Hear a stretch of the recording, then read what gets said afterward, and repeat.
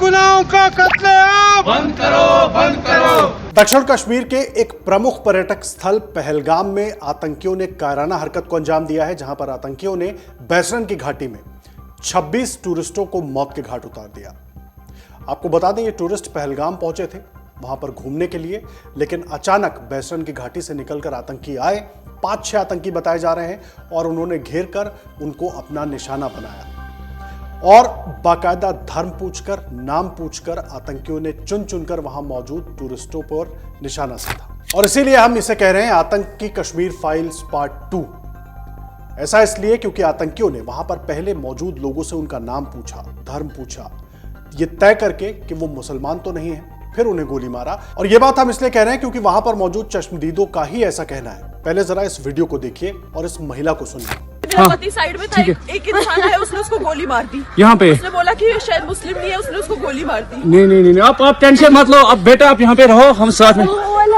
Madam तो देखा आपने इस वीडियो को, अब आप अंदाजा लगाइए आतंकी किन मंसूबों के साथ वहां पर पहुंचे थे। और कश्मीर में जहां पर एक तरीके से अमन, चैन और शांति की बात की जा रही है, वहां पर इतनी बड़ी घटना का हो जाना अपने आप में बहुत सारे सवाल खड़े करता है।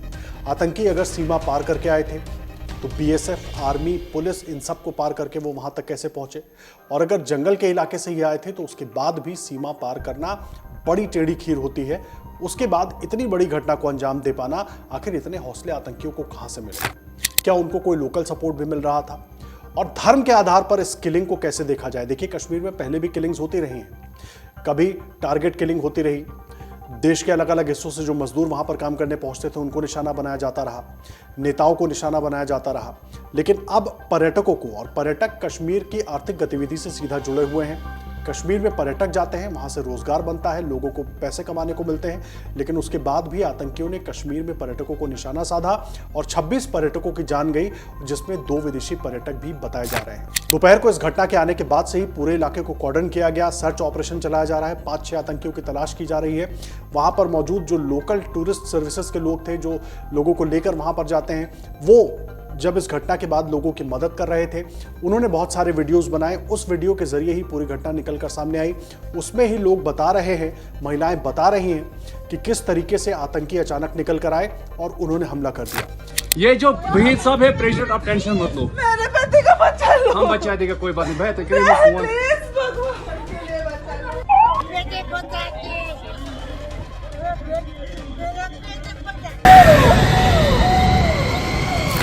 और इस घटना की जानकारी मिलने के तुरंत बाद गृह मंत्री अमित शाह, मुख्य सचिव और आईबी चीफ श्रीनगर के लिए रवाना हो गए थे।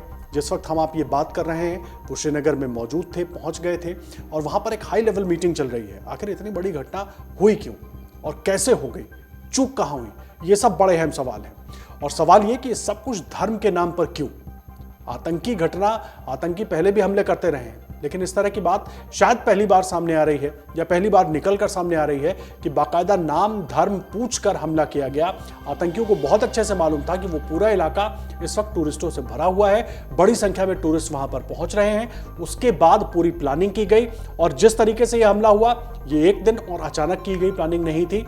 ये जाहिर सी बात है, पहले से प्लान करके यह हमला हुआ था।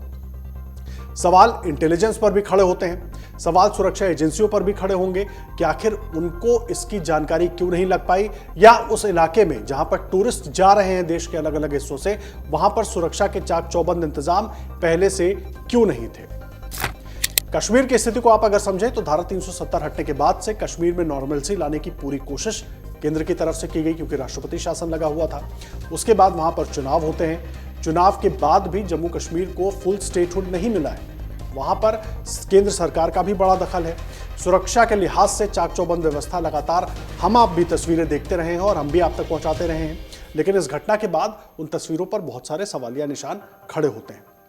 अब सवाल यह है कि इस पूरी घटना के पीछे क्या पाकिस्तान का हाथ है? जाहिर सी बात है, क्योंकि आतंकियों ने इस घटना को अंजाम दिया है और कश्मीर में आतंक फैलाना ही पाकिस्तान का एकमात्र मकसद है।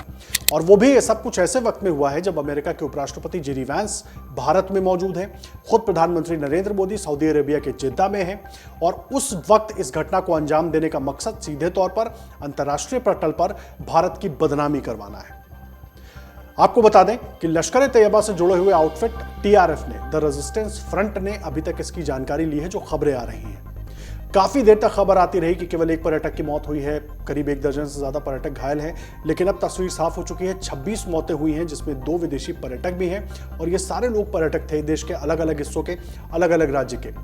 कश्मीर में क्या धर्म के नाम पर लड़ाई अभी भी खत्म नहीं हुई है? आतंकी अब धर्म देखकर लोगों पर हमला कर रहे हैं। जम्मू में बहुत सारे टारगेट किलिंग के मामले हमने पिछले दिनों देखे थे, हालांकि फिर उनमें बहुत कमी आई, रोक लगी। लेकिन अगर पर्यटकों को इस तरीके से आतंकी निशाना बना रहे हैं तो इसके मायने क्या हैं और ये आतंकी क्या सीधे तौर पर पाकिस्तान की तरफ से उकसाकर भेजे गए हैं, ये समझने की बात है। देखिए 2-3 सवाल। पिछले 6 से 7 दिन पहले पाकिस्तान के जनरल आसिम मुनीर ने जिस तरीके से एक तकरीर दी थी, वो हालांकि पाकिस्तान के बाहर रहने वाले पाकिस्तानियों को संबोधित कर रहे थे, लेकिन उस तकरीर में उन्होंने बहुत सारी बातें कही थी। उस तकरीर में भारत को लेकर इशारों में ये भी कहा था कि हम 13 लाख की फौज से भी नहीं डरते। उस तकरीर में उन्होंने बलूचिस्तान में चल रहे विरोध का भी जिक्र किया था। क्या ये सब कहकर आतंकियों को भड़काया गया भारत के खिलाफ? क्या ये सब कहकर इस घटना को अंजाम दिलवाया गया? ये एक बड़ा सवाल है। इसके पहले आपको याद होगा पुलवामा अटैक हमने देखा था। पुलवामा अटैक में 40 जवानों को देश ने खोया था। सैनिक और आतंकियों का आमना सामना कई बार होता रहा, वो हथियार बंद होते हैं, लेकिन निर्दोष निहत्थे पर्यटकों को घेर कर इस तरीके से मारना, ये सीधे तौर पर याद दिलाता है कश्मीरी पंडितों के साथ जो कुछ हुआ था उस घटना की। यहाँ पर अटैक हुआ आतंकवादियों का, हम लोग बाल बचे हैं, मगर परमात्मा रक्षा करेगा। बुजुर्गों का आशीर्वाद, भगवान की कृपा से जरूर बचेंगे हम। इसीलिए हम इसको कह रहे हैं कश्मीर फाइल्स पार्ट 2। पूरी रणनीति के तहत शांत दिखती और शांत होती घाटी में इस तरीके से अचानक आग लगाने की कवायद आतंकियों की तरफ से की गई। सवाल कई सारे हैं। चूक कहां पर हुई, क्यों हुई, क्यों ऑफ गार्ड हो गई भारतीय सुरक्षा व्यवस्था, ये समझना बहुत जरूरी है। और जहां पर पर्यटक इस वक्त देखिए, वहां पर शांति बहाली के बाद बड़ी संख्या में देश के अलग अलग हिस्सों से पर्यटक कश्मीर के भी अलग अलग हिस्सों में पहुंच रहे हैं। अभी अभी सर्दियां खत्म हुई हैं, बर्फ पिघलना शुरू हुई है, लोग वहां पर जा रहे हैं क्योंकि देश के ज्यादातर हिस्सों में गर्मी है। और उसके बाद सुरक्षा व्यवस्था अगर कहीं ढीली है तो क्यों, और उसके बाद पूरी प्लानिंग के साथ आतंकी इतनी बड़ी घटना को अंजाम देते हैं। कनेक्शन सीधे टीआरएफ से जुड़ रहे हैं, क्योंकि अभी तक दावा यह किया जा रहा है कि टीआरएफ ने जिम्मेदारी ली है। टीआरएफ के कनेक्शन लश्कर तैयबा से जुड़ते हैं। लश्कर तैयबा सीधे तौर पर पाकिस्तान से जुड़ा हुआ है। सबसे बड़ी बात यह है कि पाकिस्तान अपनी नापाक हरकतों से बाज आता हुआ नहीं दिख रहा। अब ऐसे में सवाल यह है कि इन 26 मौतों के जिम्मेदार पाकिस्तान को भारत क्या सबक सिखाएगा? का कत्लेआम बंद करो, बंद करो, बेगुनाहों का कत्लेआम बंद करो, बंद करो। ये इंसानियत के लिए एक सबसे बड़ा दाग है। ये अभी इतने सालों में से अभी तक हमने न सुना है और न देखा। जो आज सानिया हुआ है, ये सानिया है, ये ह्यूमैनिटी जो है कत्ल है। टेरर अटैक, हाय हाय हाय हाय हाय हाय, टेरर अटैक, हाय हाय हाय हाय। क्या एक बार फिर बालाकोट जैसा कुछ देखने को मिलेगा? और क्या बालाकोट से भी बड़ा कुछ देखने को मिल सकता है? ये तमाम अहम सवाल हैं, लेकिन सबसे बड़ी बात यह है इस वक्त कि 26 लोगों की जान चली गई है और कश्मीर फाइल्स पार्ट 2 देखने को मिल रही है जम्मू कश्मीर में। खास करके जब नाम और धर्म पूछकर आतंकियों ने निशाना बनाया, वहां पर और भी बहुत सारे लोग मौजूद थे, वहां पर स्थानीय लोग भी मौजूद थे। इन 26 लोगों में कुछ स्थानीय लोग भी शामिल हो सकते हैं, जिस तरह की खबरें निकल कर आ रही हैं, लेकिन ज्यादातर स्थानीय लोग सुरक्षित हैं, ये अच्छी बात है। लेकिन क्या सोच थी उन आतंकियों की कि वो तय करके आए थे कि जो वहां पर मुस्लिम नहीं है? बहुत सारी बातें निकल कर आ रही हैं कि ये भी पूछा गया, अगर जो व्यक्ति अजान लगा सकता है उसको छोड़ दिया गया, जिस व्यक्ति को अजान की जानकारी नहीं है उसको मार दिया गया। इस तरह के भी आरोप लग रहे हैं। कई अलग अलग वीडियो सोशल मीडिया पर आ रहे हैं। बहुत सारे लोग, क्योंकि वो बहुत सुंदर घाटी है, वहां पर अपने वीडियो बना रहे थे और वीडियो बनाने की कोशिश कर रहे थे जिस वक्त अचानक वहां पर फायरिंग शुरू हो गई। इस तरह की बहुत सारी चीजें वहां से निकल कर आ रही हैं। लेकिन सबसे बड़ी बात यह है कि ऑफ गार्ड थी हमारी सुरक्षा व्यवस्था, ये भी एक बड़ी घटना के पीछे की जिम्मेदार है।